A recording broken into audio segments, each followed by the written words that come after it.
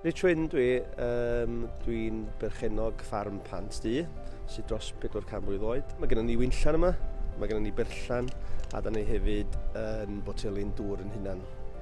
Prif gynnyrch da ni yn wneud yma ydy da ni tyfu grawnwyn i wneud gwyn gwyn, gwyn rhosliw a gwyn coch. Nathon ni hefyd blannu bron iawn i 2,000 o goed fala. Da ni'n gallu gwneud syddafal enlli a da ni'n gwneud seidar hefyd. Da ni'n gwerthu yn gwyn a'n seidar yn syddafal yn y caffi, yn y siop sydd gennym ni yma.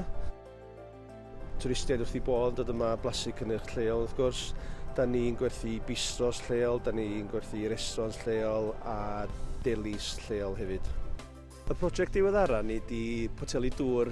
O'n i'n teimlo efo'r gwyn a'r seidar ac sa'n ni'n ychwanegu'r dŵr at y brand yna, fysa'n ni'n gyflawn fel brand Pant felly.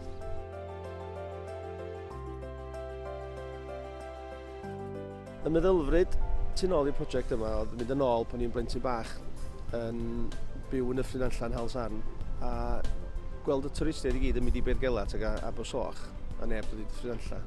So oedd e wastad ni'n chwilio am ryw reswm i drio cael y twristiaid ddod yma a fi eisiau teithio rownd Sela Newydd efo'r teulu blynyddoedd yn ôl a nath o ryw hadyn blannu yn ymhen i y profiad hyfryd o fynd rownd gwynllan a blasu gwyn ac yn ymwneud os fysa hynna'n gweithio yn y ffrinallan, fysa fo'n dod â twristiaid yma felly. Mae Llywodraeth Cymru wedi bod yn hael iawn, yn dweud y gwir. Mae'r help ariannol wedi dod ar ôl i'r cynnyrch ddod i mewn, felly yr prosesu, cael y caffi, y siop, yr warehouse. Hefyd, da ni wedi cael help i fynd ar gyrsia, i gael y mentora, i arbenigo ar beth da ni'n neud felly.